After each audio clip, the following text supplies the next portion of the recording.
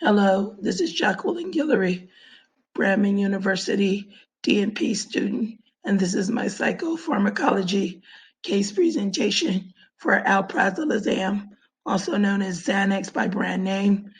Alprazolam is a triazobenzodiazepine. It is chemically different from other benzodiazepines because it has an additional triazole ring. It is the most prescribed psychotropic medication in the U.S. It is pregnancy category D, which means it causes fetal malformations. However, the medication cannot be abruptly discontinued. It could cause withdrawal syndrome, so sometimes pregnant people have to continue taking it. It is a central nervous system depressant, and it has 2 FDA black box warnings.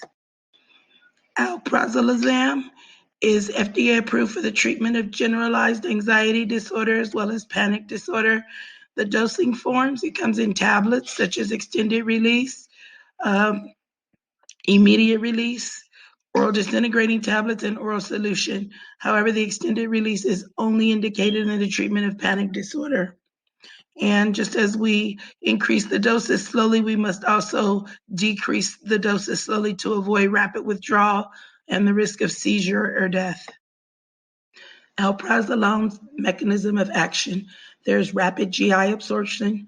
It is metabolized by the liver, cleared by the kidneys.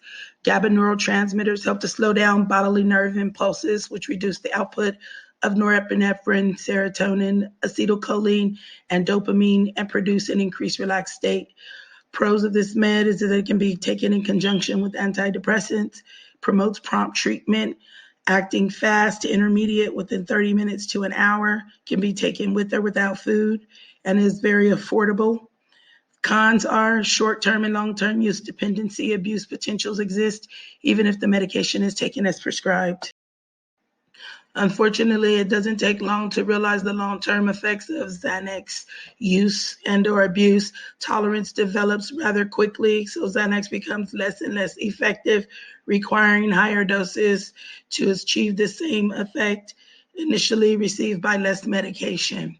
So users of Xanax can fall prey to dependency even within the first week of using the medication. There are significant risks of dementia, 50% risk. There's dependency, there's turbulent mood swings. People become extremely forgetful, confused, a lot of cognitive dulling, damaged brain cells, depression, and issues with balance and appetite. Alprazolam has a host of side effects and drug interactions one should become familiar with. So this is my case study one on someone it should be appropriate to use alprazolam with. This is LJ. She's a 27-year-old Hispanic female with no known drug allergies. Of course, any allergies to benzodiazepine make this medication contraindicated. She's single, lives with her aunt. She's employed at an advertising company where she's been for the past couple of years. She recently got a promotion. So now she's going to be traveling. She has presentations, public speaking. She was found to be well-dressed, well-nourished, polite demeanor, congruent, and reactive affect, articulate, clear speech. She appeared to be a reliable historian. She was self-referred, has insurance. She's requesting meds because she says she's having bad panic attacks again, needs her meds restarted. Some of her symptoms were heart speeding up, skipping beats, can't breathe, dizzy, nauseated, and trembling, and also a fear of flying. LJ has a past psychiatric history of panic disorder diagnosed 7 years ago, for which she took Xanax PRN. She also currently only takes chamomile tea before bedtime, no other medications. And her psych therapy, she uses the Calm app for cognitive behavioral therapy. Everything else looks good.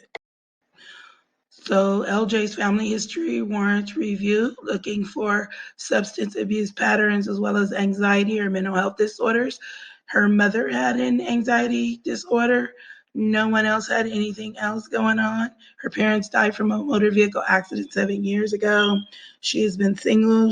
Her personal history, she met all her developmental milestones and her assets. She has gainful full-time employment with PPO insurance, decreased share of cost rent, living with her aunt, and her liabilities are her student loans. For her culture and diversity, The decision-making is affected as she is a female Hispanic, expressing her belief and interest in using natural remedies in addition to Western medicine treatment. LJ's mental status exam was on point, review of systems, no abnormalities found. Her differential diagnosis, panic disorder with agoraphobia, arrhythmia, hyperthyroidism, and social phobia. The one that stuck was panic disorder with agoraphobia. The ICD-10 code for panic attack with agoraphobia was documented, as well as the supporting literature for the diagnosis, and LJ's individual cultural considerations, which was that LJ was only agreeable to taking PRN medications as opposed to maintenance meds. So LJ's treatment plan will be to start with a referral for cognitive behavior therapy, since that is efficacious in conjunction with medication therapy. And we will start the Alprazolam 0.25 milligrams BID, adhering to the recommendations of the FDA to start with a lower dose for lower amounts of time. And it will be ordered PRN. LJ has been provided with education on how to pick up her meds once her labs are clear, avoidance of grapefruit juice, reporting things that are very important and what to go to the emergency room for, avoiding alcohol and opioid pain medications, as well as the need for random drug testing. Next is case study number 2, which demonstrates inappropriate use of alprazolam. We have a 33-year-old Black male, no known drug allergies, named DK. However, although DK complains of anxiety symptoms and requesting medications, culturally, he is inappropriate for this medication, as he is an IV drug abuser of methamphetamine. Things that stand out in DK's family history are schizophrenia, bipolar disorder, and substance abuse, which would indicate that this medication is not a good fit. So with DK's social history, his assets were affordable housing, medical insurance, liabilities were at-risk behaviors and being unemployed. And because of his culture, he was not a very good fit for that medication, as well as some things that stood out with his mental status exam, like appearing tired, mentally sluggish, and then having incomplete and inconsistent answers and some suspiciousness. So DK's review of systems looked good. All he had was an old track marks and just one scab noted. No lesions or anything draining or to be concerned about. His vitals look good.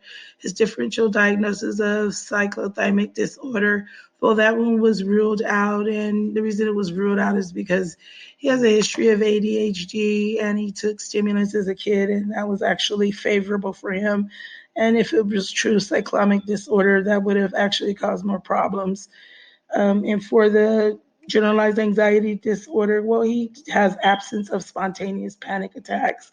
And so that was also ruled out for him. And what stuck was the stimulant withdrawal. He met that criteria. The ICD-10 was F15.23. DK's treatment plan involved referral for addiction services and behavioral health to continue his meds as previously prescribed, and to avoid taking others' medications, and also to refrain from illicit drug use, and to follow up in 2 weeks to see what his CBC, CMP, and CK revealed about his renal and electrolyte function, and exclusion of rhabdomyolysis, which could lead to kidney failure. Summary of conclusions. What this assignment impressed upon me. Elderly dementia patients are at an increased risk of death during the first 4 months of alprazolam therapy. Obese patients, smokers, and HIV patients taking ritonavir are considered special populations as they require special med dosing, while those with severe respiratory disease or narrow-angle glaucoma should not be given alprazolam. And although the potential for abuse and dependency has been known since the early 80s and black box warning issues by the FDA, the DEA continues to leave this medication as a Schedule 4 controlled substance, saying it has low potential for abuse and low risk for dependency. Here are the references. I hope you have enjoyed this presentation. Thank you.